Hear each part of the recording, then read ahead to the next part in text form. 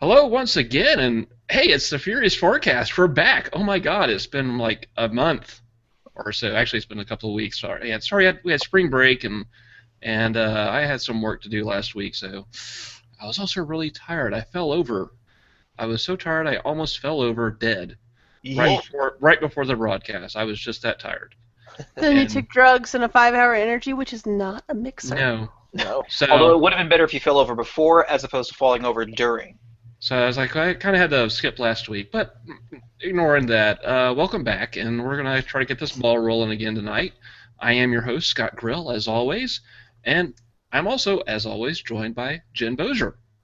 Hello. Also returning fresh from PAX East is Max Parker of the Pittsburgh Post-Gazette. Hello, hello.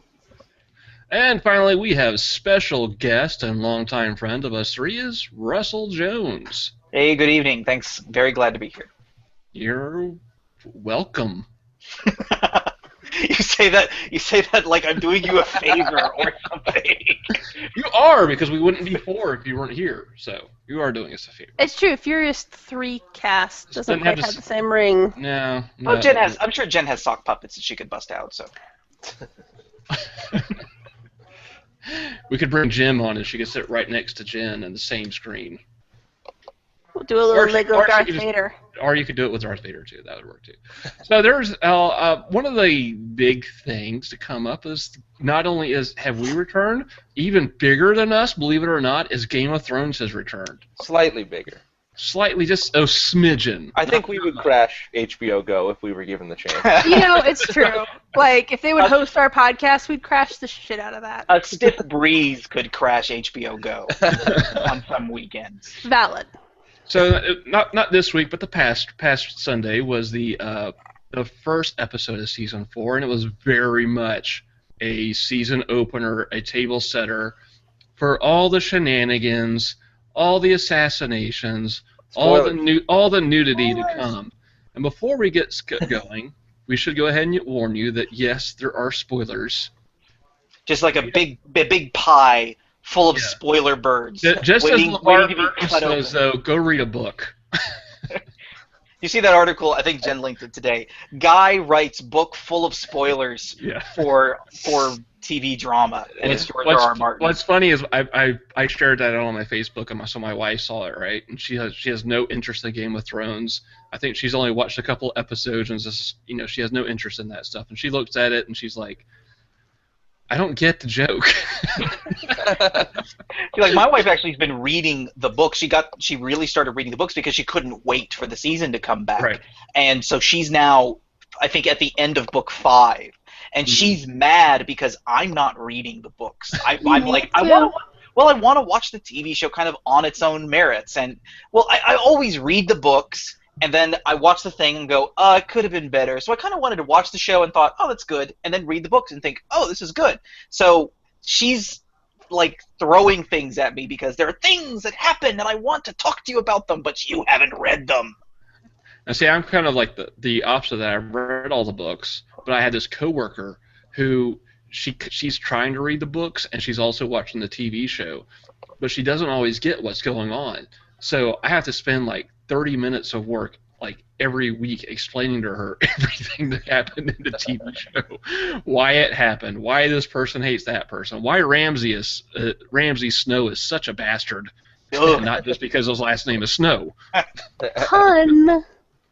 I have not read the books, but there's a reason. This is because when the show started, I was not aware that the books existed. And some people might find that crazy, but I didn't. I just didn't. I was like, oh, the show was coming out, and then like it said, it was word spread that it was based on the books. But my first experience with Game of Thrones was the show, so I'm sticking with the show. So you're like, wow, I can't believe HBO is going out on a limb with this really crazy out there fantasy property. A little bit, yeah. That was pretty much. They're really risking it here. So, speaking of risking it, can we agree that these first 2 episodes have been surprisingly light on both boobs and sex? Yes. I kind of feel like... I don't know about that, because that first episode when you had... There's a lot of nudity, but that entire episode is about sex that is, like, initiated but never completed, and it gets cut off. Yeah. So like the sex never actually happens in that. And then last episode, there's like no nudity in there. I feel No. like maybe the HBO CEO of Tits got fired. No, well, I mean, they had the first episode. You know, you had Dory Martell come in, and like they had the girl performing gymnastics full nude, and oh my god, I was just like, what are we going to see here when she started that? Can you really do that on TV? I have a friend, Jeremy and I do the Geek and Review podcast, and we were discussing this on a previous season as well. It seemed like, especially like the first season, there were so much gratuitous nudity in places that, you know, there's someone on HBO like, if we don't get the titties on the screen, they're not going to watch. But finally, we're to the point now where it's such a solid commodity now that the CEO of Tits has been locked in a closet somewhere and is not there. Be like, put your boobs on the screen. So well, it's almost like they realized that people were kind of not taken aback, but weren't really fond of this, the sex positions. I hate the sex positions so much. Where it was just like a long talking section, and oh look, there's sex in the background. It was. I think the best, the best example of that was it was either in season 1 or season 2, where Littlefinger is giving the giant exposition, like, in case you didn't figure out that I'm trying to climb to the top, I'm going to explain that I'm trying to climb to the top while the two whores are fucking each other in the background. You keep using on top, and that's all like is. Oh my god! They're like screaming and yelling, and he's just like, I am going to be ruler someday. Like. Yeah, I mean that's what I'm saying. Is like now, I mean, especially in that the first episode is more settled of like this is just the kind of the personality that Dorian Martell is and his Oberon. Yeah. And then you also Tyrion and his mistress. That was kind of like the whole setup of their relationship of him or her trying to get him to actually pay attention to her. So it's a little more story based versus just for show. I think now that the Martells are here, we absolutely are going to see more of it, though. Yeah. I agree with that. But I mean, speaking of that, I mean, what did we think of the first episode overall? Russell, what did you think? I was just glad to have it back for one thing. What's interesting is we spend a certain amount of time with characters in the first episode that you don't really see a lot of on the other later episodes. Like if you'll notice, we didn't get a single hint of Jon Snow or Castle Black during episode 2. So getting time to spend with them and kind of getting that out of the way, they have a lot of stuff that's really starting to pick up, especially north of the Wall. And it's nice that they're still able to understand, let's hold a little bit enough back so that we can spend time where we need to spend it and pace these things out. It's also going to be very interesting to see how they tell the story of Theon Greyjoy, or Reek, because if I'm right in the books, he's not actually mentioned until like book 4 or 5. So while this stuff is happening in book 3, because we're like halfway through book 3 right now as far as events in the story go, he's not. We think he's dead. We think he's gone. We have no idea. And then suddenly you start hearing from him again in later books. So telling it differently in that regard is also kind of interesting. Well, it's nice to kind of get that little back and forth between. You don't really hear from him is that Ramsay Snow is not really that big of a character, and it's obvious that HBO is going to kind of mold him into their next big bad. I mean, we'll talk about this later, but now that someone is no longer with us, you need another big bad, and Ramsay Snow is insane enough to be a good one. But he takes over Winterfell, does what he does, tortures Theon, and then he pretty much disappears. Mm-hmm. I like that they are actually. I like the characters that they're choosing to flesh out a little bit more. I think is where I'm going with that. I like seeing stuff. He's a psychotic bastard, intended, but I like that they're spending time with him because he's such a psychotic bastard. You know. Yep. Max, what did you think of it? We're only talking about episode 1 right now? Only episode 1 right now. Okay. Like Russell, it is great to have it back, and I love to see the kind of like a where are they now kind of storyline. I'm really intrigued by, and forgive me because I'm horrible with names just in general, I'm bad at names, and in TV shows, especially Game of Thrones, where there's bajillion characters, I'm really bad with names. I know how you feel, Mark. Littlefinger's the new Littlefinger. What's his name? The replacement guy who's kind of in that role, who doesn't like. Oh, come on! I thought this would be enough. Oh, you mean Dario Naharis, the guy they replaced with Daenerys? Yes. Yeah. Yes. I'm really intrigued by that character. What was that look? No, I'm thinking, like, it took me a second to switch. You're talking about the guy traveling with Danny? Littlefinger, but okay, cool. No, but he was in the brothel, and that's what it reminded me of. Yeah, they replaced him. They replaced him, and that was a little jarring. Right. Yeah. Who the fuck is this brunette? Well, the guy who looked like Paul Bettany. Who? In the brothel, yeah. Are we talking about the same person? The guy in the brothel was like an underling of Littlefinger. He wasn't Littlefinger. The guy who hates the Lannisters. Oh yeah, Oberyn Martell. Oh no, we're not talking about. Yeah. Oberyn Martell. That blonde kid who was the with guy in orange. Littlefinger's right-hand man. Yes. Yes. Okay. Doesn't exist anywhere else. He's also been. He was at the wedding. Yes. Yeah. He becomes a much more prominent character here. Yes, and he seems like he's becoming a more prominent character. Yeah. And I'm intrigued by him, and I like to see any enemy of the Lannisters. I really dig, and I also love how the Lannisters are kind of unraveling as a close knit family. So I'm really intrigued by that too. I can't wait to see where they go with all this. And I love the we're just talking about episode 1. Sorry. Especially Cersei and Jaime. Close-knit, unraveling. Right. Well, that was great. How long has it been since we've seen the two of them together? It's been a whole season, right? They weren't together at all last season. 2 seasons. So, yeah, I had forgotten how close, like emotionally close. Like, I knew they were physically close, but I thought that was just to have a Lannister child. I thought that was just the whole point of that. But no, they're actually emotionally close, and which is really disturbing. And in the books, Jaime's not actually at King's Landing at this point. They haven't made it back yet, right? So that's another departure from the series. Like, he was not at Joffrey's wedding. Actually, he was. No, he wasn't. He arrives afterwards. Because if you remember, the last and only time, cover your ears, the last and only time that he and Cersei have sex is in the Sept after Joffrey's, at his funeral.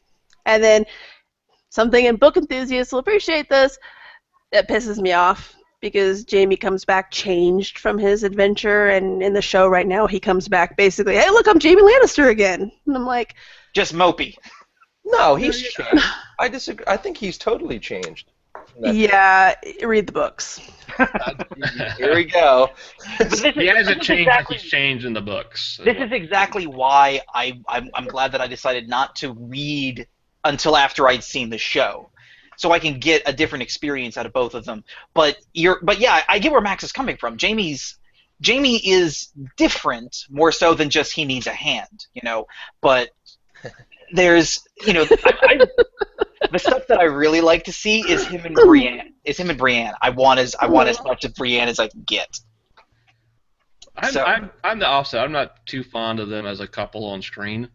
Not as a couple, but like as... Well, I mean, not as like a couple, but I mean as a pair of interacting off one another. I much prefer Tyrion and Bronn.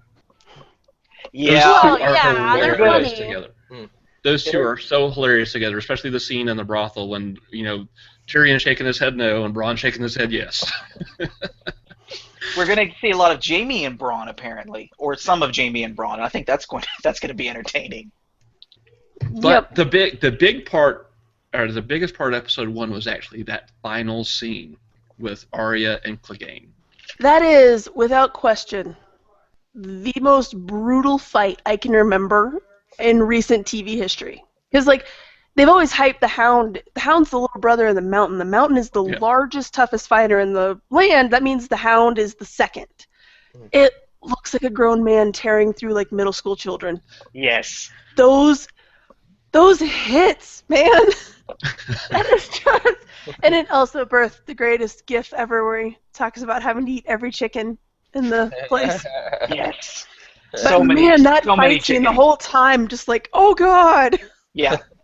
Ow. Then you suddenly get the hint of what a little badass Arya is going to be. Arya is going to wind up being... problem. She's going to be a sociopath, easily.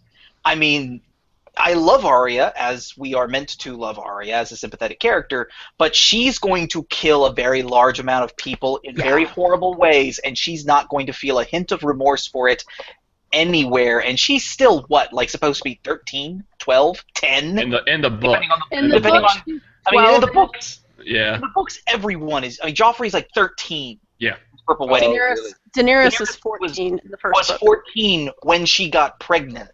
So well, if you keep in mind, we can talk about fantasy age and blah blah blah forever. It goes by medieval times where at 16 you're an adult now. Yeah. So no, there's 13-year-olds running around. I'm a man born. Blah blah blah. I totally want a spin-off. I would watch an entire season of Arya and the Hound on the road. Yeah. Hunting and killing with Arya and the Hound. Call it Chicken Chasers. Yeah, that look on her face when they're riding away and she's on the back of her own horse. Yeah. That is so awesome. Oh, like on one hand it's great, but on the other hand it's scary. It's like, oh shit, you're in a dark place right now, aren't you, honey? And it is only going to get darker. Valar Morghulis. Much dark. Well, and the Hound is perfect because the Hound is very nihilistic, right? Yeah. And so you have a guy who has pretty much 0 F's given. So like there was that scene last season where she walks up to those guys and she just kills them, and his reaction is, "Next time, tell me." Yeah. He doesn't care. And like she charges into the inn, he goes right in with her. Like, it's so I think he is starting to get the hint of just how much he needs to separate himself. If he wants to try to keep out of trouble, he needs to separate himself from Arya. Actually, but she's still his meal ticket. She's still his, I think it's beyond a meal ticket, though. You can tell that he's starting to kind of like her. I think they have some. I think they both kind of. And there's that scene in the inn, and it's the acting, and it's so great when he first says something like about fucking the king, like fuck the king or something like that, and Arya just gets that barest hint of a smile on her face. It's that old. And that actor, man, when he drops the F-bomb and the C-bomb, he gets so much hatred behind that word. Like, amazing. The way that he barks it, no pun intended, barks it out, you're just like, oh. Especially the C word, man, that just... And then you go from that scene where he's talking about people who name their swords to Joffrey naming the sword that he was just given. Because, of course, he'd be given the second Valyrian steel sword. I mean... Yeah. It was a shame that they were the highlight of the first episode and then not to see them but at all in the second, but that's... Well, moving on to the second episode, we will call this the episode where you were reminded of how much you hate Joffrey for almost a full hour. It was the greatest thing. Let me say this first. Jack Gleason, I think it's Jack Gleason. Yeah. Yes, it is. The actor, yeah. He does a phenomenal job. He is a great kid. He does a great job bringing a reviled character to life. And in some cases, it's fun to play the villain, and you can tell he's having fun. Oh, yeah, absolutely. Right alongside, very senior actors like Peter Dinklage and the others. And I think he said he's taking a step back from acting for a while. So he is, very good in that. At the same time, we say all that so we can say nice things about him before we say horrible things about the person he portrays. I have to get that out first. That's right, Jack. We don't hate you. We hate the character you play. And everybody who ever has worked with him said he's like the nicest. Everyone on the Game of Thrones set says he's the nicest. Oh, they say he's so nice. And, he said that he actually read the first book after he got the part. So he knew about Ned. And then he said that, he talked to Martin, and Martin kind of told him everything that was going to happen to him. So he knew his fate, like 2 or 3 episodes in from filming, right? And he still, gave it his all. Good. Really, that's everybody on Game of Thrones. Sure, right. We were talking about that. The weakest point is Shay. Every time she shows up, I'm like, oh god. I will say this. The second episode was written by George R.R. Martin. I think he writes 1 per season. And I saw several people who had said that they felt the writing was one of the weaker episodes, or one of the weakest episodes as far as writing goes. I would disagree. Totally disagree. But there were scenes, like the scene with Shay and Tyrion, they were almost mirrors of each other. We had 2 scenes where Shay comes in and Tyrion's there and he's like, no. And I think it's in the first episode, the first one. And then in the second episode, it's almost the exact same thing, except Tyrion goes to the mat and just says the most horrible things that he can think of to break her heart and hopefully save her life. They had to do that because, and I won't put away spoilers here, there's something coming down the pipe that in the book always made her character feel a little callous. And I actually like that they've done this now because it adds a little bit more personality to her. We'll see. So, people who've read the book will know exactly what I'm talking about. Okay. We'll see. We'll see how they handle her in the book. Actually, I know you had some stuff you wanted to say about episode 2. Episode 2. Yeah, it was like a greatest hits of awful Joffrey, pretty much, which was like where it reaching its peak, and then it all comes crashing down at the very end. And now we have a whodunit, a Game of Thrones whodunit, which I can't wait to see. Which is weird being on this podcast because everybody knows, right? Everyone's in the know except me here. I had a guess, and I guess. actually got it spoiled on another website somewhere because it's out there. People have done screen caps, and they do show you in the episode. It's spell it out. That's what I hear. Spell it out. And I have to say, once you figure it out, Max, go back and rewatch because this is probably the most artfully shot episode ever. Like the way, I mean, everything they do, because everything that happens in the book is super subtle. Like when you read the book, you don't know who did it until they reveal who did it. And when it does, and when they do, it's like, oh my god! Yeah. So then you have to go back and watch this because as soon as you do, you'll go back and it'll be like, oh my god, they totally spelled it out. It all makes sense now. Exactly, it'll be that mind blow moment. What was kind of funny to me is you had Joffrey's little brother sitting right next to Tyrion the whole time, and it's like when I first saw him, I was like, because he had changed so much, because you really haven't seen him much since the first season. They recast him. I think Tommen. Yeah, Tommen. Yeah. They recast him to an older actor because he has to step up this season. Mm-hmm. Yes, he's next in line for the throne. Yep. Yeah. And so I was like, he put him right next to him. It's like it didn't really recognize him, but all of a sudden I realized that because he's sitting next to Tyrion, he's got the blonde hair. That's Tommen. Yes, he plays he doesn't play a major role. Baratheon. Hint, hint. Well, because they're supposed to be the kids of Robert Baratheon and Cersei.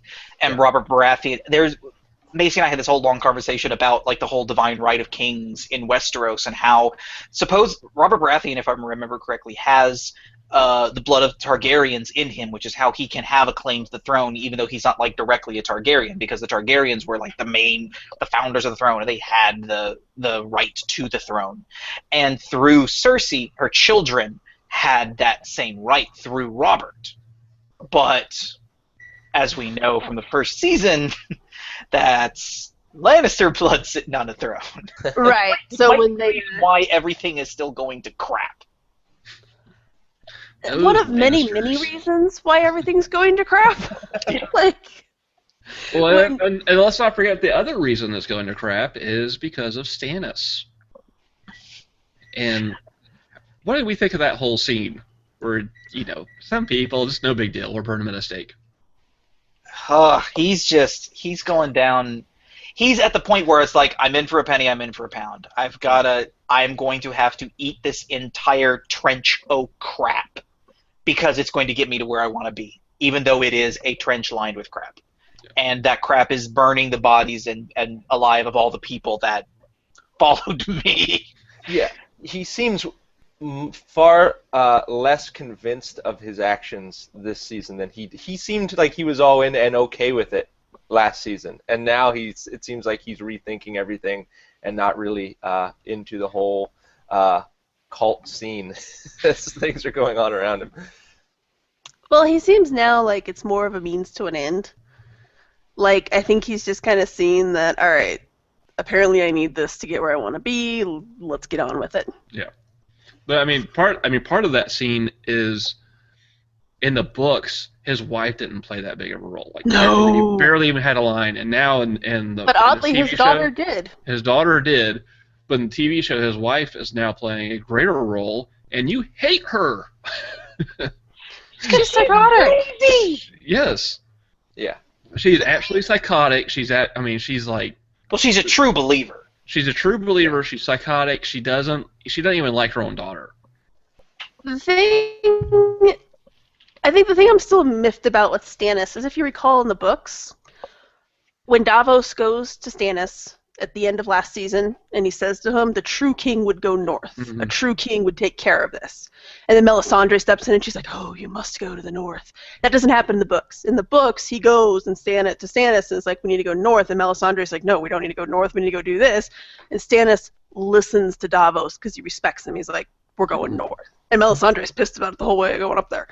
So I'm still like pissed every time they bring up their story. I'm just like, with Melisandre, I'm like, ugh.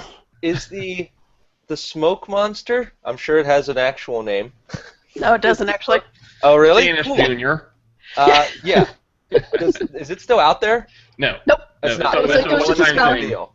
It was just a one-kill deal. There are much more words for it that we can't use on this podcast that we refer to it as. Yes. Yeah. No, that was just a one-time. But what's interesting to note is, and I think this will play a little further role later, is whenever they had one of Robert's bastards, the blacksmith's boy, Gendry. they put the leeches on him, and they leached out his blood, and they threw those on the fire, and he named certain people when they did that. Joffrey was one of them, right? Mm-hmm. And there are others who are still out there waiting to be, I guess, knocked off. So that's a bit of foreshadowing, also, that still has yet to be fully played out. And of course, you still have Arya's little incantation before she goes to sleep every night. Yeah. Yeah. All right, so moving on from Game of Thrones, Max was at PAX East this past weekend. Can we call it Max East? Max East. Max at PAX. He got to see some games. He got to play some games. So I guess we'll start with you. What really impressed you coming out of PAX? Oh man. Okay. Well, a lot of people referred to it as an off year for PAX. There was, again, like always, or like recent years, it had an enormous indie presence, and that seems to grow each year, which is an awesome thing. It's great that the indie developers have this huge platform to get their games out there, and soon, in I'd say 5 years, that's just going to be an IndieCon, probably a little bit more than 5 years. But Microsoft had nothing big to show. They had a Titanfall demo, and then some other things. Ubi had no playable Watch Dogs, which was a shock, just a video loop. Sony wasn't there. They had a small community booth, and Nintendo was not there at all. Mm-hmm. So not a huge presence from the big names, which was kind of a trend. Maybe I don't know if it's a trend for the industry or just a trend for PAX East. You can call it what you want there. But as far as the great games, some things impressed me, some didn't. There's a game called Gods Will Be Watching. It's an indie game, and then the name of the studio escapes me. And Always Sometimes Monsters from a two-man team, Vagabond Dog, which comes out next month, which are both indie games to watch. As far as larger profile games go, Wolfenstein, Bethesda pulled a switcheroo on me. Wolfenstein was the worst thing I saw at E3 last year. It was one of the best things I saw at this year's, at PAX East. There's no multiplayer, which is cool for a first-person shooter to have zero multiplayer. That's ballsy. Yeah, I know. When we have Evolve and Titanfall going nothing but multiplayer, Wolfenstein says no. We're doing good on them. Yeah, we're gonna build a narrative around first-person shooter, and it looks really cool.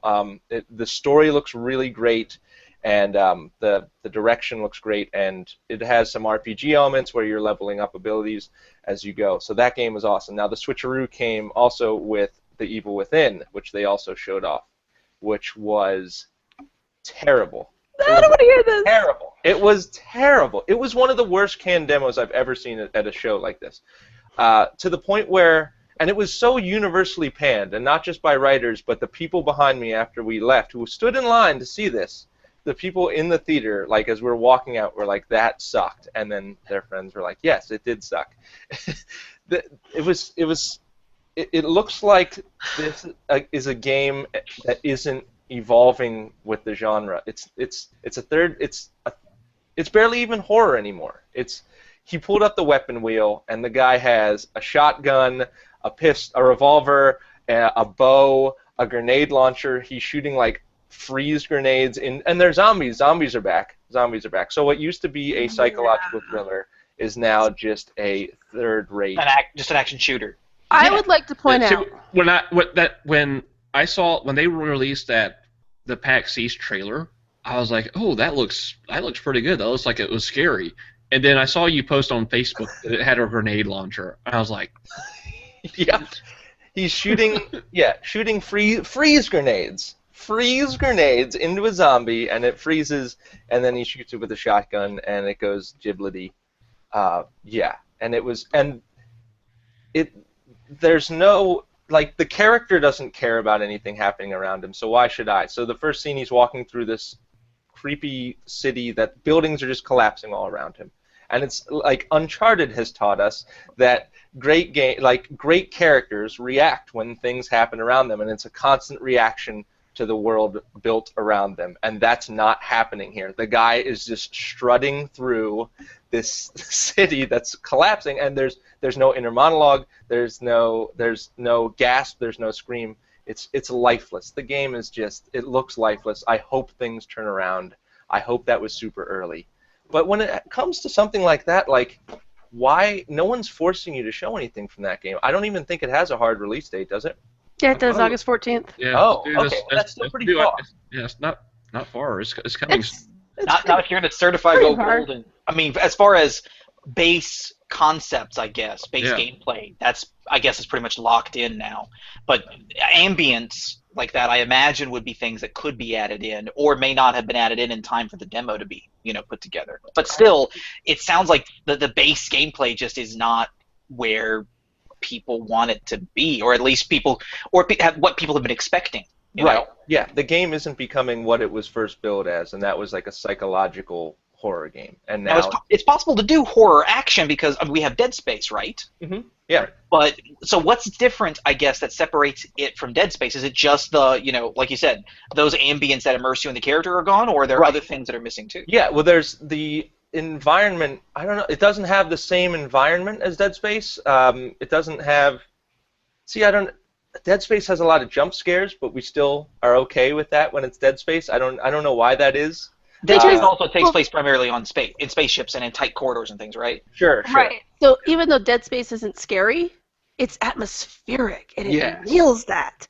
So, like, even though you're this invincible badass who's going to go around and shoot all the things, it's okay because claustrophobia, I mean, it nailed that. The evil within, I mean, I remember last year after E3, I said, I was like, I'm really, really concerned about this, you guys. And everyone was like, shut up, it's going to be great. And I was like, okay, I'm cautiously optimistic. I love that demo. I love that E3 demo. So. Yeah. So, but I don't know. I got a weird vibe from the whole thing. Now, this is just speculation, but it gave me a vibe like the developers didn't want to show it, and Bethesda was like, no, we have to show this. There was no setup for the demo. You literally go in a theater, the guy's there playing. It starts, it's in the middle, it ends, and then you leave. There's no setup for the demo. There's no explanation of gameplay. There was nothing at the end. No Q. There was the guy who demoed, who was the only guy in the theater, literally said no words. No words. And yeah, it was really strange. So it just gave me a really strange, it gave me a weird vibe. Yeah. But it would make sense if, let's say after E3 last year, the wrong executive came in and said, well, we've got to have this, we've got to have these features on the back of the box, it's got to be like this, and they had to change horses midstream, and the developer who now has to build, because when you build those demos, you got to take time to put it together. That takes time away from, your now switched priorities. I'm just speculating, but that's kind of the vibe that I'm getting. I would say, Shinji Mikami, I love him, everybody loves him. He was responsible for Resident Evil 4, which is a great game. I'm not going to say it's not a great game, but that was his last great game he worked on. Well, I think he's been through Resident Evil's little ups and downs, including zero. Well, I mean, the problematic part is that this was billed as the return to horror roots, right?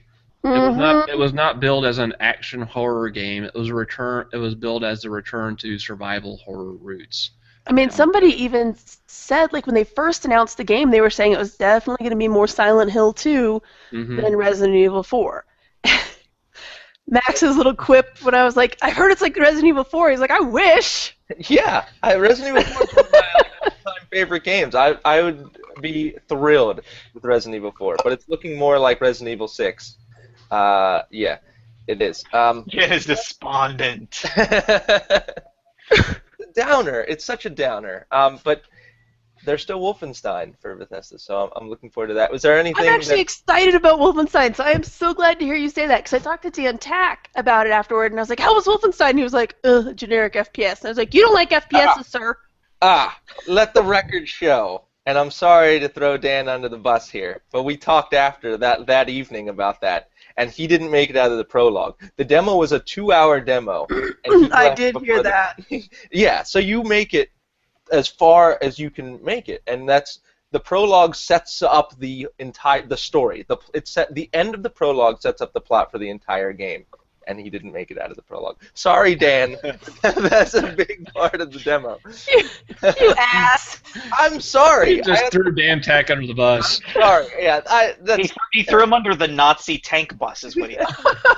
The psychic Nazi tank bus.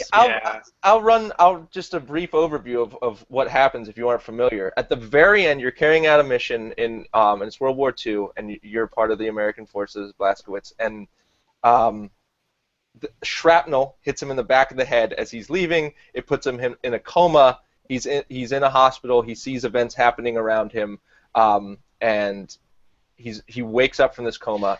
And it's 14 years later. It's 1960, and the Nazis have won. The U.S. Surrendered, and the Nazis take over the world. So everything is under Nazi rule, and Blazkowicz is on a mission to fight with the resistance. So it's actually pretty cool, and the story and dialogue are also neat. So yeah, that's where everything gets rolling, and it's good. It looks really good. The initial trailers for it made it look very generic, but I will say that the last trailer that was released, that was actually piqued my interest because it didn't look generic. It looked interesting. It looked like some new spins on gameplay with the guns and everything. And before we get off of Wolfenstein, Dan, if you're watching or listening to this, that's for giving me crap about Dark Souls 2 and not beating Dark Souls 2. It gave me a big hard time for that. Also, Evolve, as far as other big names go, Evolve looks amazing. I played Evolve, and I played as the monster, and I took out this team of 4 dudes, and it was amazing. Did you breathe fire?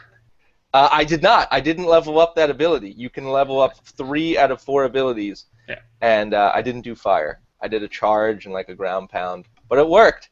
So that looks really creative. I talked to someone who had a concern that with Left 4 Dead there was, of course, the team-based mechanics in there, but there was also a storyline, and there was also some character development. Not a ton, but there was that kind of that aided that gameplay and making the whole experience more fun, and some are worried that Evolve won't have that. I don't know. It still looks really polished and. Yeah, they haven't really set up a story for that yet. That was something my son was actually asking me because I was watching like off-screen gameplay videos of Evolve, and he's like, "So what's the story for this?" I don't know. I see. That was my whole thing with Titanfall. Was as soon as I found out it didn't have a single-player mode whose story I could go through, I absolutely lost all interest. And I understand that they were trying to tell story through multiplayer matches. I just couldn't do it. Evolve, I'm really interested in the world itself, but I think that I might be able to get involved in it, specifically just for the multiplayer. It's one that is absolutely on my radar to keep an eye on. And most multiplayer, especially multiplayer shooters, I'm not that interested in. The thing that really struck me was the ambience that they were talking about there, like the tracker will hear or see, things going on that the player would not necessarily pick up on, but then point out it's like, see those birds flying over there? There's something going on over there. And I know you played as the monster. You might not necessarily get the same thing as the monster, but that seems like the kind of thing that I would really like to see from playing as a picking a class and really getting in touch with all those different elements to it. Yeah, the classes are really different, and of course they have to stick together and work together in order to succeed.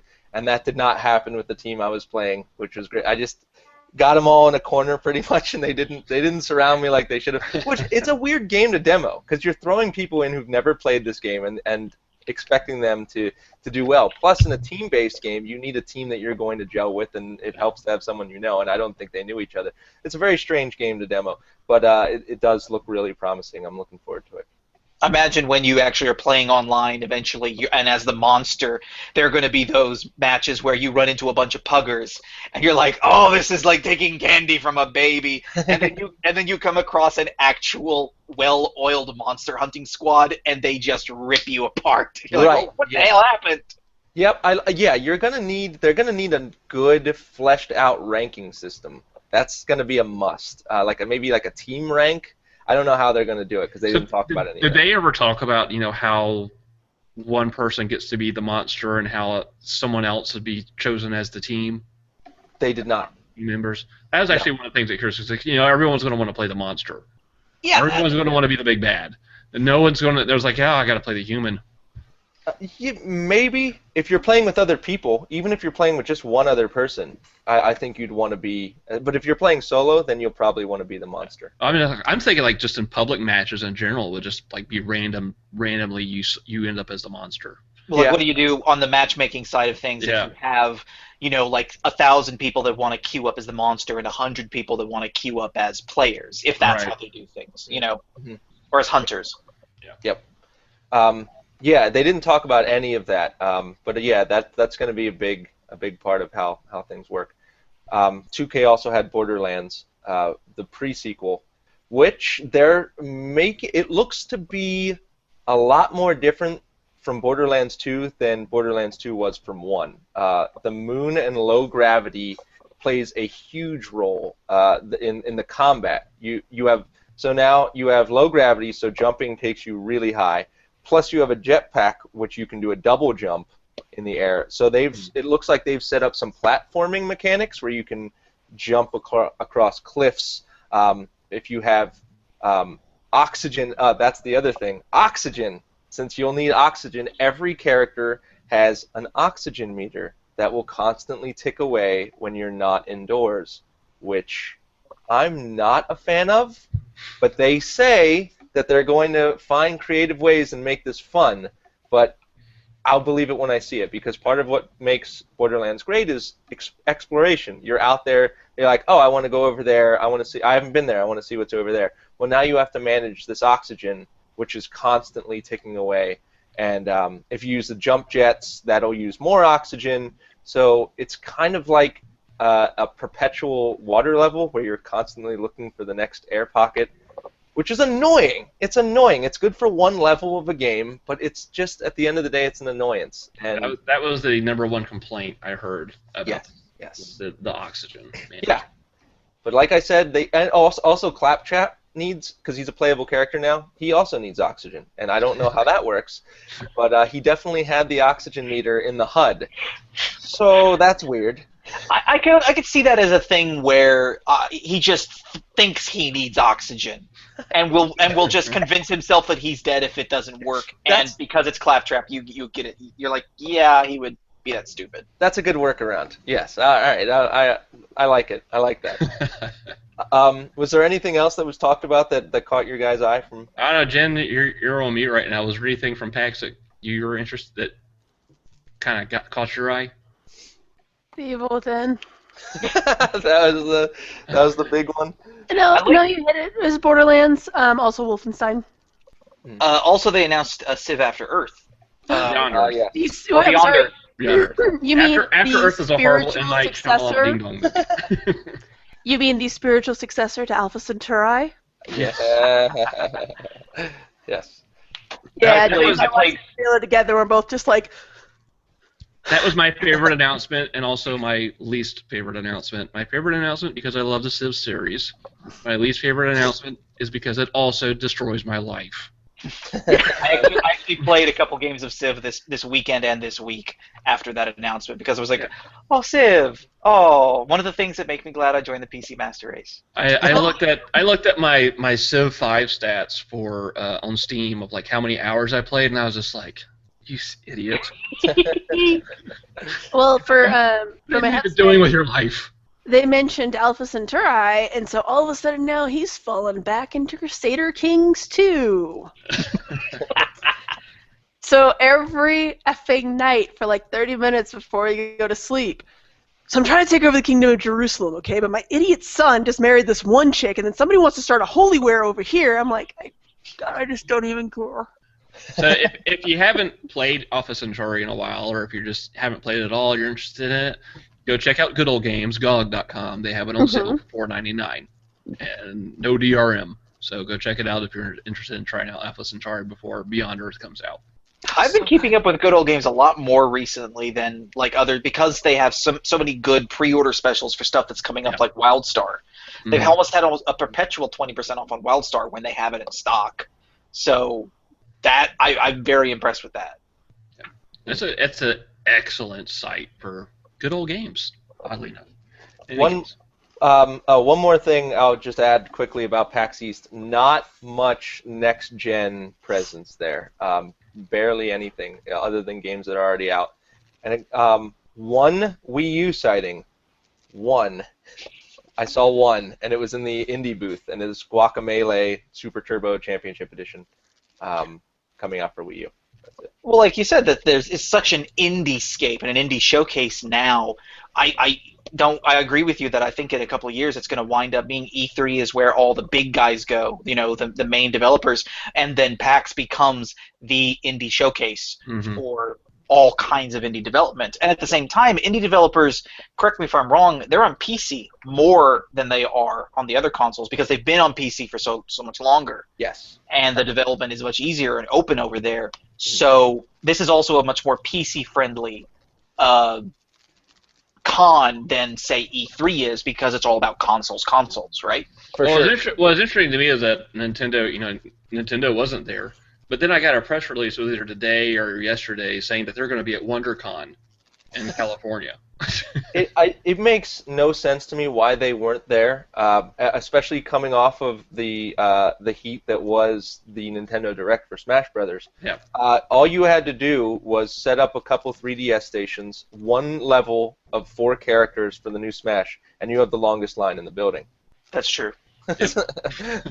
Doesn't make any sense.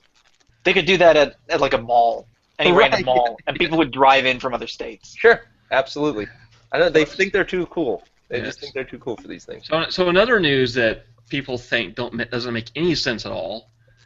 Bungie, or not really Bungie, Marty O'Donnell, the legendary now composer of all the Halo music, all the audio direction. He's been working on Destiny forever. He posted this on Twitter last night. I'm saddened to say that Bungie's board of directors terminated me without cause on April 11th, 2014. Yikes. That's going to get nasty. And then if you read the official Bungie post about it on Bungie's site, it's this tiny-ass little paragraph saying, he's done all this great stuff for us, we wish him well. Yep. And it said they parted as friends or something, didn't they? Like it's not the first one that I read. Yeah, it said, today, as friends, we say goodbye. Yes. That's it. That's what they said. I despise stuff like this. I hate it because you get these kind of conflicting stories where, I mean, the composer is saying that he was fired without or terminated without reason, and then you get this PR speak from the other side, and it's I will probably never know, which sucks. Yeah, well, I mean, realistically, Bungie can't say anything. It's part of if they do, they get sued. Yeah, so absolutely. Realistically, they can't say anything. We're never going to get any details out of Bungie unless it's from some employee somewhere who leaks it to some other person in the game industry or to a forum insider.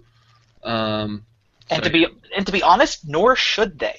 No, right. In terms of being being the company that they are and continuing to be a company, you don't go around even if And I know nothing about O'Donnell. I know nothing about his background or record or anything. I just know that he made good music.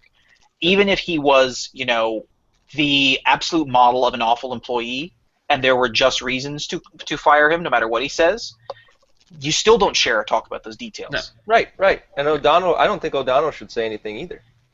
No, and he hasn't. He made that one post last night. What was interesting is he had a couple of other tweets on April 11th, and he said, "I sure wish I'd gone to GDC this year. Feel like I missed something." And then and apparently he also had shut down the there's a sub forum on Bungie's boards called Marty's Army, and he had shut down that forum as well, and those were a couple of hints before he made the official announcement that he was let go.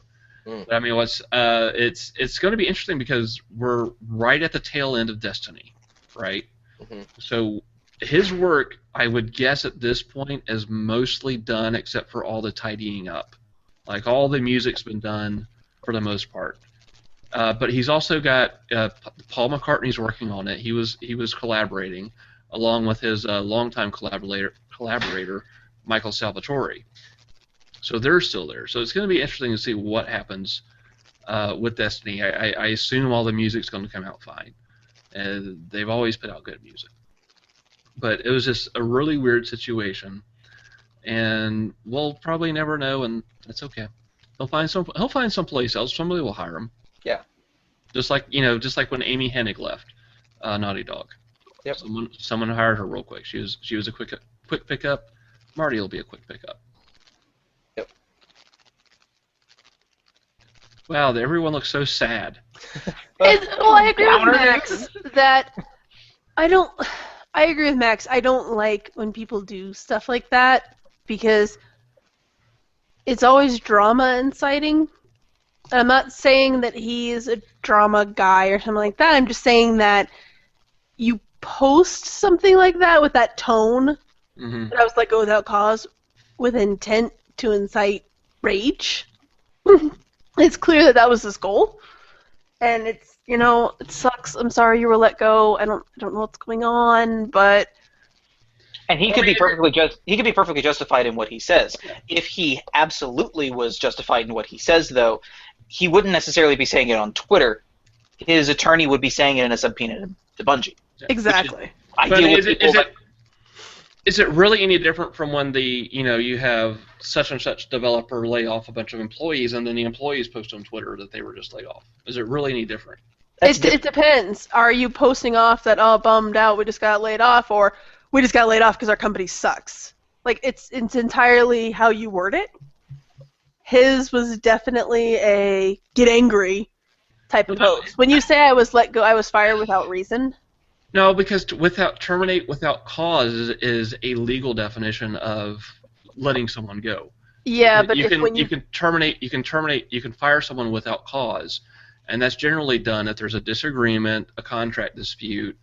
This is just me. Basically, I'm in the corporate world every day for the past 20 years. People get let go, and they get fired because they don't necessarily they disagree with management. Their performance suddenly goes down. Right, but would you go and share that on a public forum in those terms? That's a term that you use with your friends, your family, your next job, your lawyer. It's not a term you throw out into social media unless you're trying to get a reaction. That depends. It depends. Because like I said, with cause, if he had said if I was terminated with cause, that would mean something like they had a real reason to fire him, like this would be a permanent black mark on his record, and we won't even talk about the things that can be a permanent black mark on your record because I don't want to associate that at all with.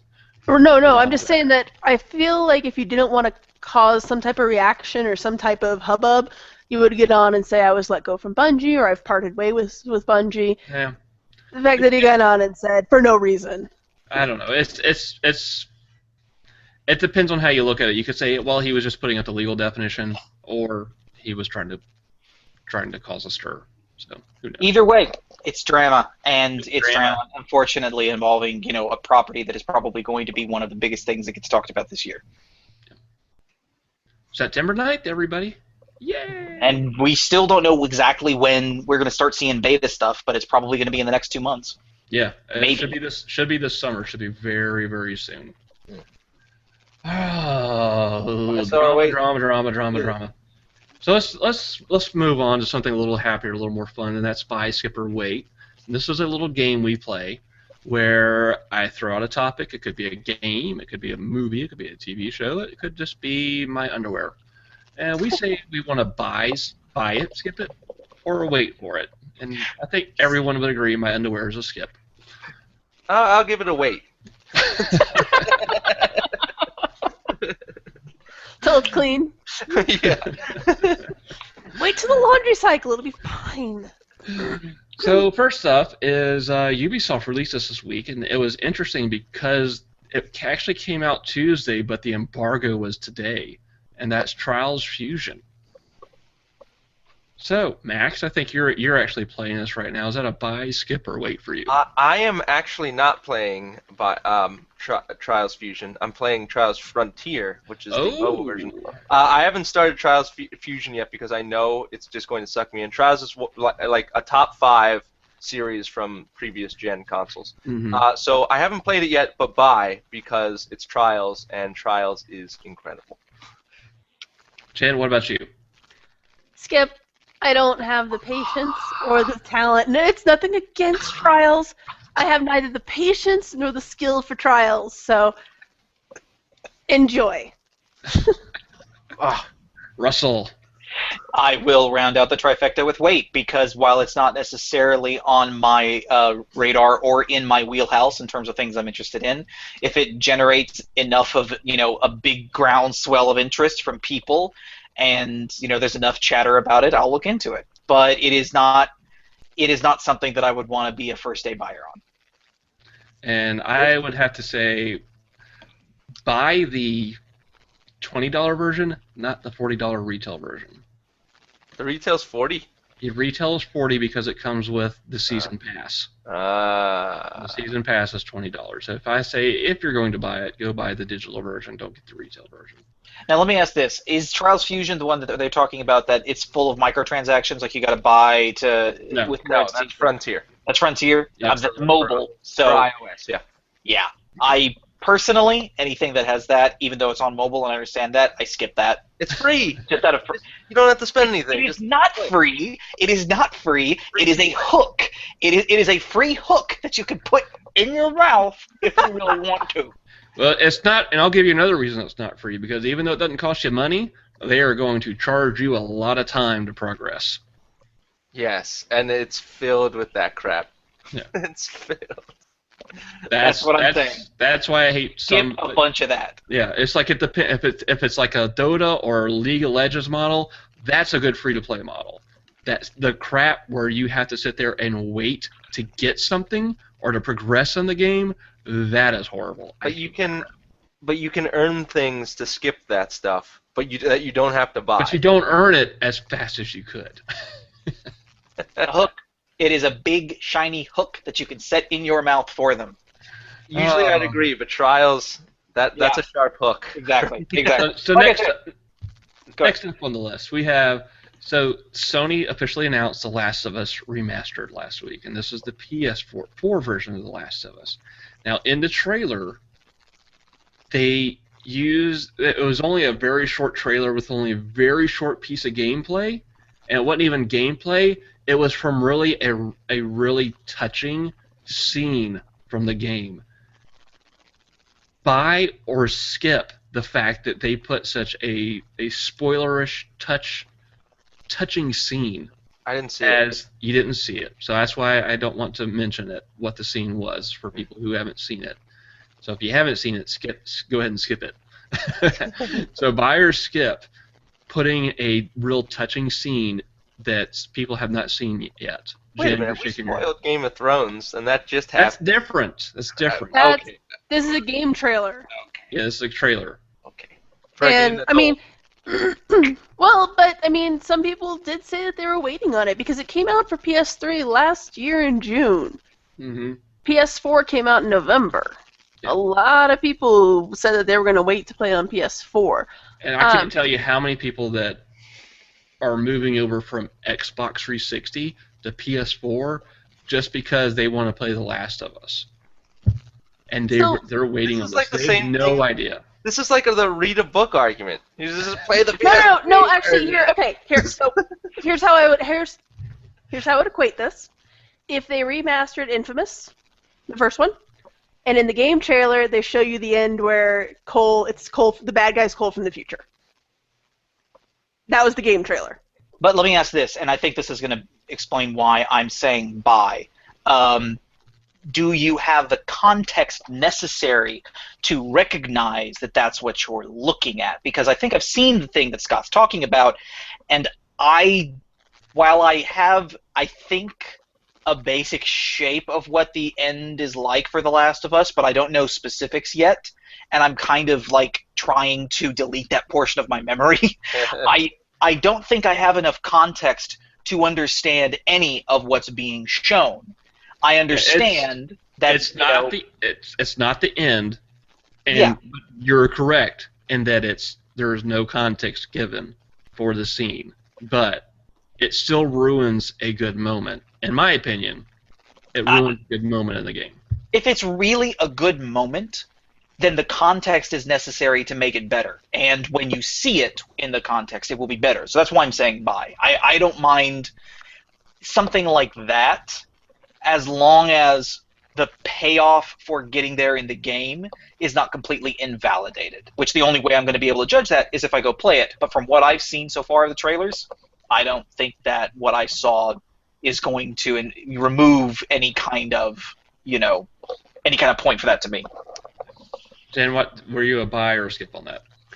Skip, because I don't know. I like when you have a touching moment like that. It's late in the game, and this is how I watch trailers at least.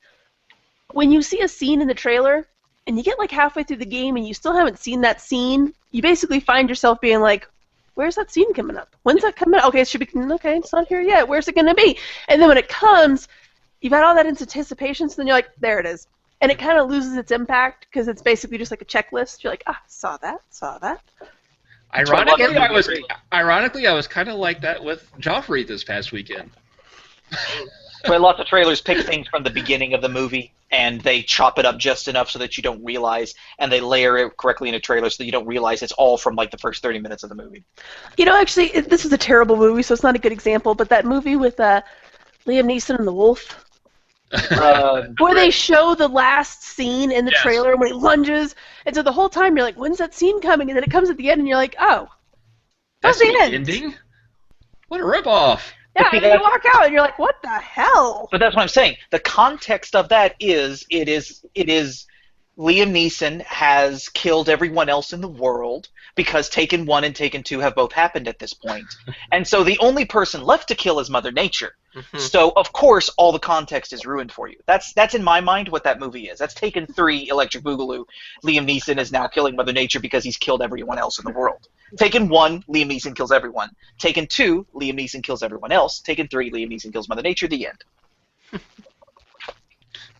But the wolves still eat them.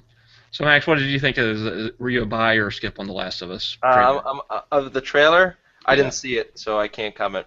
I don't know what scene. That's the idea. It's like, would you want to have a real touching, emotional scene spoiled for you in a trailer, even though there's no context? No, I'd skip on that because there are so many other scenes they could have chosen. I mean, there's plenty of great scenes in that game. They didn't have to choose one from the end. Yeah, to me, it was kind of like, were they targeting the trailer at the people that already played the game, or the people that haven't played the game? And that's where I was a little confused with the trailers. Like, why would they do that? I will say this: no matter what trailer portion that they put in there, unless it was something like bleedingly obvious as a spoiler, I wouldn't have cared because I'm going to buy it no matter what.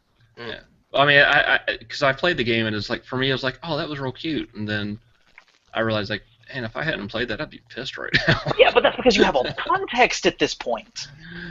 All right, next up. This actually came out Monday, and I've been trying desperately to play it and haven't been able to. and that would be Final Fantasy XIV: A Realm Reborn for the PS4. Russell, buy, skip, or wait?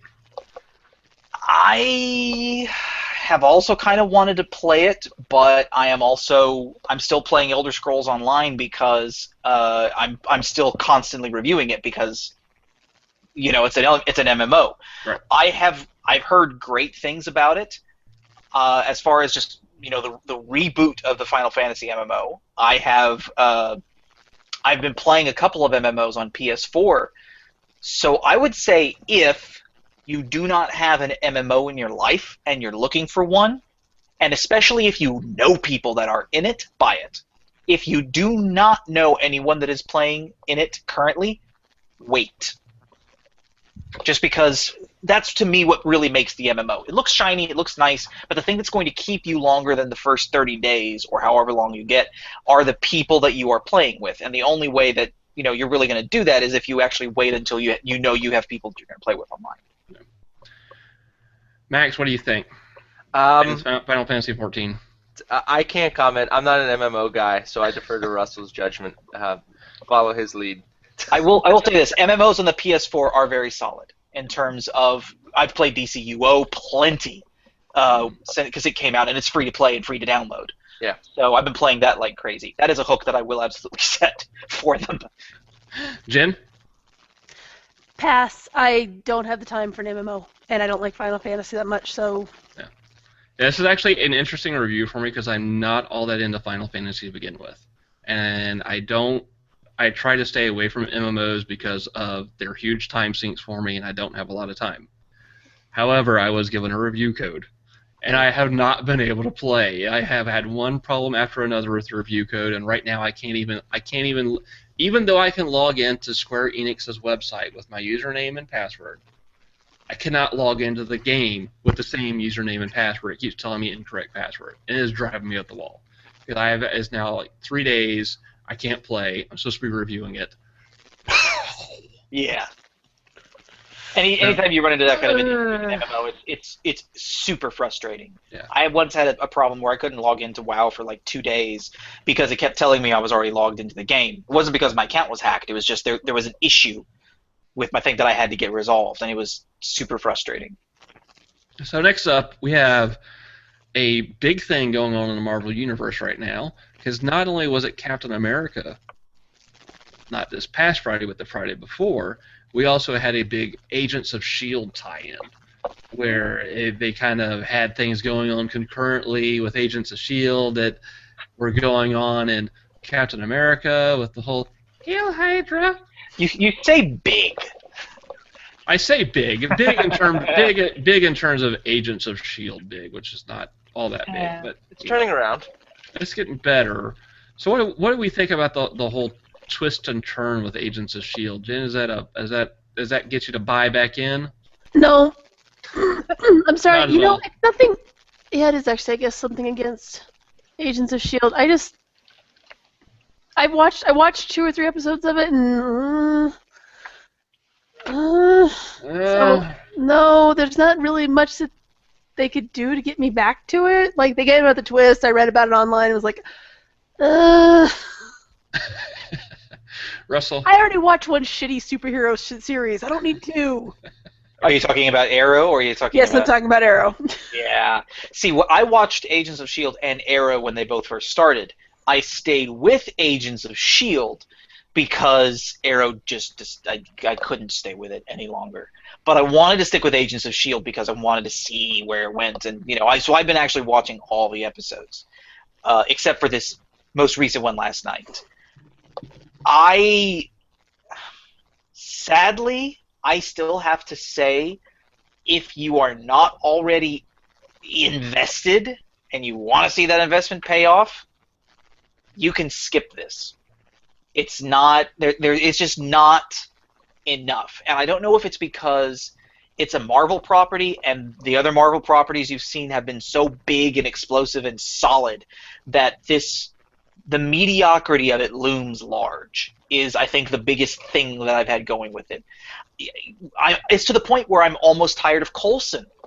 I love Clark Gregg. I love Coulson, but he's been pretty much a one-note character he's been kind of mostly the MacGuffin of the season, and he hasn't, because of that, he hasn't developed.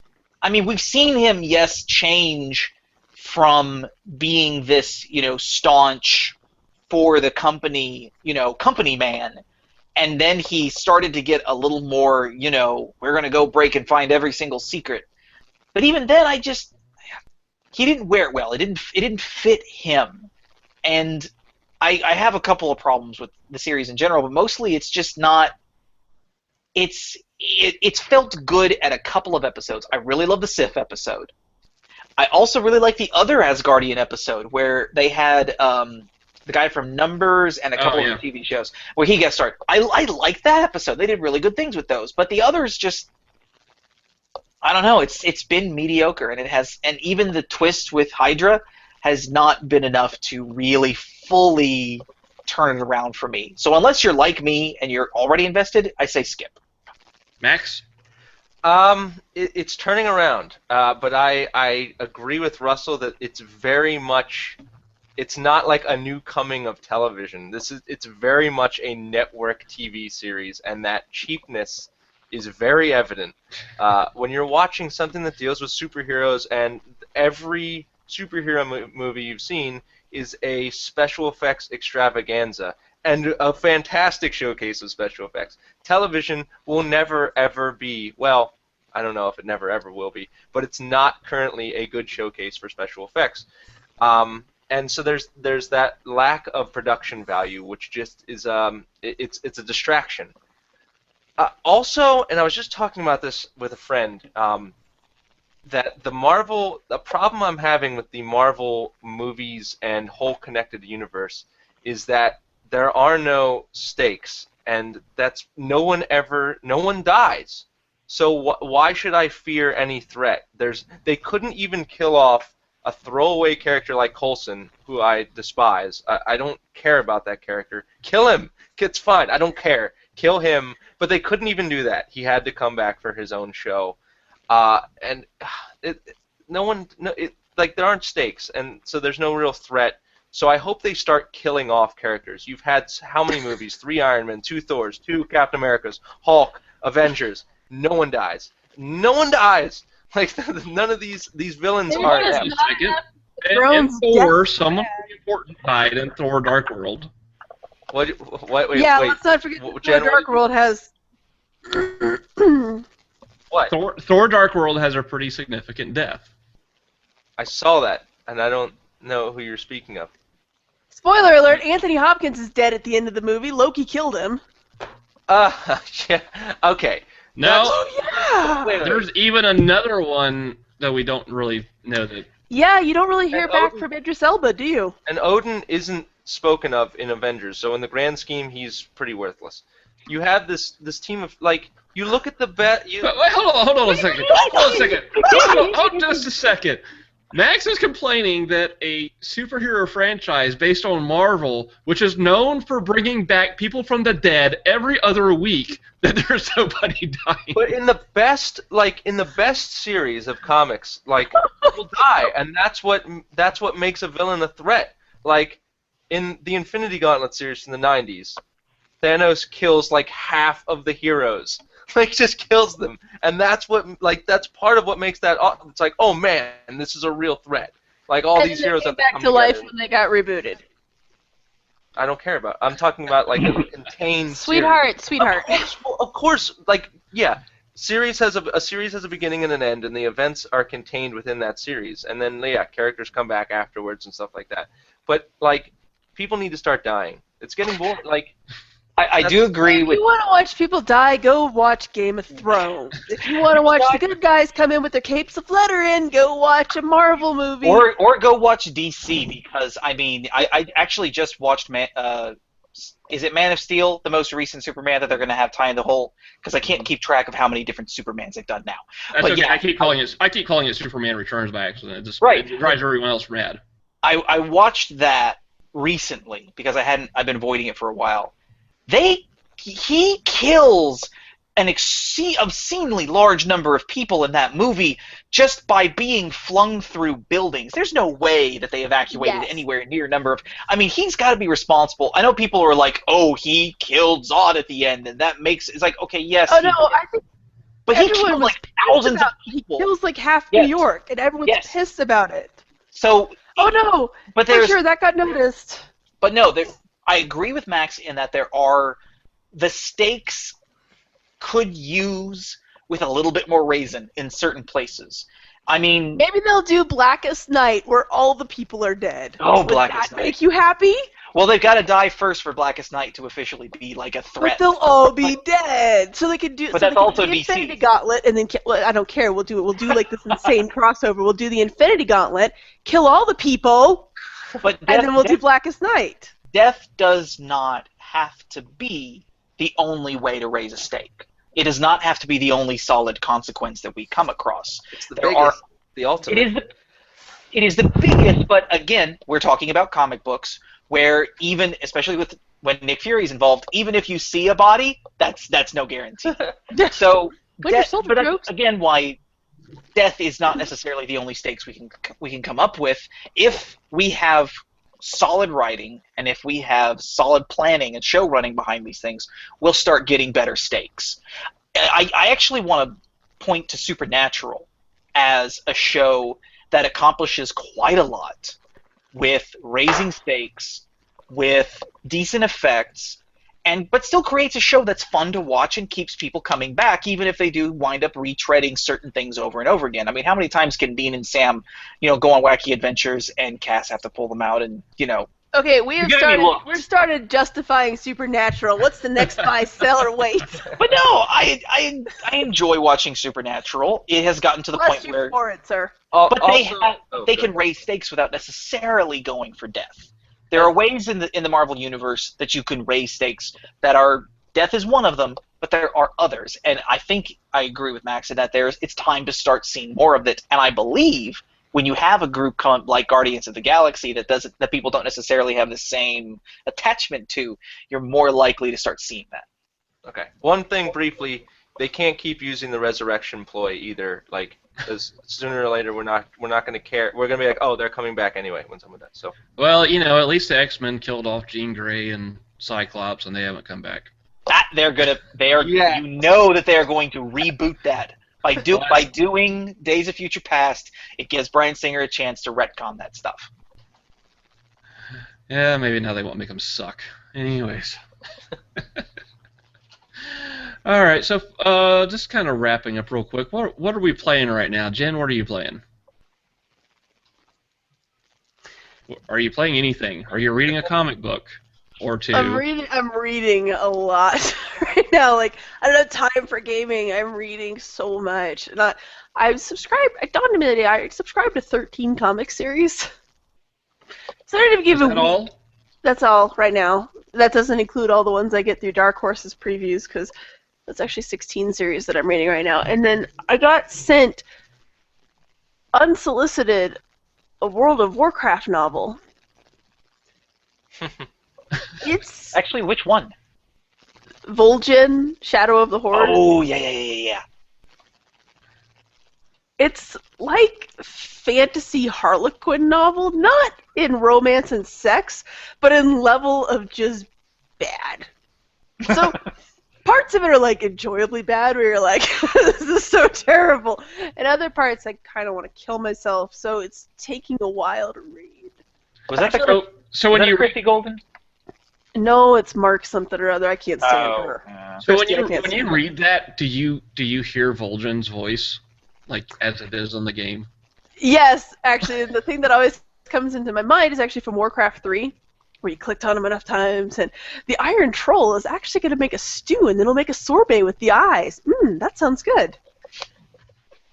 Big Warcraft 3 nerd here. Beware the Shadow Hunter. So if you don't know, Dave Fennoy, who is also known as the Hulu guy, does the voice of Vol'jin. Yes. Nice. One of the few voices Chris Metzen does not do. Yes, he was also the voice of Lee Everett from The Walking Dead, and Bluebeard from the current Wolf Among Us. One of my favorite voice actors, by the way. Actually had an opportunity to interview him, which was really cool. All right, so Max, what are you playing? Since I've been traveling like crazy, and I'm traveling again this weekend for the holiday, I've been focusing on mobile stuff. So I've been playing Trials Frontier, which is the Trials mobile game that we talked about earlier, and I will be reviewing Hitman Go, which comes out tomorrow. It comes out tomorrow, and I saw it at PAX East, and I thought it was going to be a watered-down piece of crap Hitman mobile experience, but it's actually really awesome. It's like Hitman meets chess, and they have these level layouts that you have to direct. Agent. 47. 47. Thank you. I was like, what number is it? Yeah, through this like maze, and then he has to reach other like pawns from behind to take them out, and it's like Hitman meets chess, and it's a really cool take on the Hitman series for a mobile platform. So I'll be reviewing that later this week. And also, speaking of comics, I've been addicted to Marvel Unlimited. They had a 99-cent for the month promotion, and I'm hooked. They have so much awesome stuff. App's a little buggy, but once you get past that, it's such a good service. I can't recommend it enough. Yeah, I actually bought that service, and then I realized it doesn't work on my son's Kindle. Whoops. Really? Huh. No, they don't have it. They don't have the service. It works on the iPad, obviously, but yeah, it's my wife's iPad. I gotta get my own iPad. So, anyways, what about you, Russell? What are you playing? Like I said, have been reviewing Elder Scrolls Online. It's a continuing review over at videogamewriters.com, 60 Days in Tamriel. So I've been playing quite a bit of that. I've also been playing Hearthstone, which is now on iPad today. So I now have that, and I've been playing tons of card games there. And like you guys, I'm actually also reading a lot of comics recently. I really got into Brian Michael Bendis' all-new X-Men and the Uncanny X-Men. Those are some seriously good X-books, and so I'm back into those. But on top of that, I've been reading Captain Marvel, Miss Marvel. I've been reading Pretty Deadly by Kelly Sue DeConnick, which is fantastic. Pretty Deadly is so amazing. It's so amazing. I love westerns, and I love really weird westerns, and that one is like a mythological western. It's mythological western. It's like Preacher meets Sandman. Yes. There's also another one, if you enjoy westerns, the Sixth Gun, which is a really kind of fantastic western. As far as like there's guns that have special powers that are tied to hell or damnation, and it's just really good. It's been out for a bit, so there are quite a few volumes that are out there. Yes, definitely check those out. So I've actually been loading my iPad up with stuff to take with me. I'm going camping this weekend, so I've been loading up a couple comics to take while I lay in the hammock and read. The new Ms. Marvel and Captain Marvel. Yes, both of those. Get both of those. They're really good. And the new Captain Marvel is actually tying into Guardians of the Galaxy comic. Yes, it is. Rocket shows up last issue. Ugh. Rocket's getting to be like Wolverine. He just kind of starts showing up all over the place. No, Wolverine's a whiny bastard. Rocket's fun. And cute. And he enjoys murdering people far too much. Oh, yeah, like he actually has fun with his killing. Wolverine's always like, I killed someone. What have I done? I'm the best at what I do, and what I do ain't pretty. I really hope they keep that aspect of the character for when Bradley Cooper's voicing him in the movie. Because if he's just running around going, "Ha! Murdered you!" that's going to be entertaining. Yeah, pretty much. So like, as far as what I'm playing, I've been trying to, like I said, I've been trying to play Final Fantasy XIV. Has not worked out at all so far. So I get upset and I just fire up Infamous Second Son. And I found that I went through and I cleared all the different sections of Seattle, and I hadn't even come close to completing the story. You just went out and wiped everything on that first. I just cleared everything out, and I'm like, oh crap, I haven't been doing any story missions. What the hell? Now, did you clear out the top half or both bottom? I did the top half and the bottom half, and it's like I cleared out all the districts like obsessively, because that's why I don't like playing open world games that much, because I get OCD and I just start clearing out sections one by one, trying to complete everything, and it's like then I realized, oh man, I haven't been doing the story, so I was like, I'm so far behind on the story, it's not even funny. Have you been playing any of the Paper Trail? I'm actually getting a weird error. It's like I did like the first part of the Paper Trail. I think like the first one or the first set of missions, and then there was a second set of missions, and then when I got to the third, or I think it's the second or third set of missions, when I try to initiate it, I get an error saying that I'm not connected online, even though I am connected online. So I can't continue the Paper Trail, which I've been wanting to do. Yeah, that's the only downside to that I found, is that it can be kind of buggy in trying to communicate back and forth between the website that has your information of what you finished offline as well. Yeah, so it's but I'm having fun with it. It's actually a good game. Still creeped out by the fact that the characters don't emote when you swing the camera around to their face, and they're just blank-eyed and da. So. That's exactly how they sound too. Yeah. Outside That's Delson right there. Exactly. Outside of the Paper Trail, when you complete the game, there's very little incentive to keep playing. Which is something I'm not. It's a solid game to play as long as you have an impetus to keep playing. But if that hook is no longer there, then there's just no reason to run around and be awesome. Yeah, the interaction between he and his brother is really good. I like that part. Yes. Anyway, so that's going to wrap up Furious Fourcast, episode number 31. So, Jen, you're the wickedly talented chevaucheur. Where can we find you at? You can find me on Twitter at Jen Bozier. True to my resolution, I'm actually on there now and talking and giving Max a bad time like every day because I care. That's like the only reason you go on Twitter, though, is to give Max a hard time. It's true, always. Actually. Yeah, and to fist bump Carrie Honey a lot. So, yeah, you can also find my content on thedailycrate.com. I'm reviewing all of my 16 comic series that I'm reading, and I will soon... Actually, I think I'm going to do a GIF review of this World of Warcraft book, because it's the only way... A GIF review? To make you feel my pain. At first I was like... Then I was like... Exactly. In the first few pages, it's like... The next 10, it's like... Huh? And then there's a couple, and then...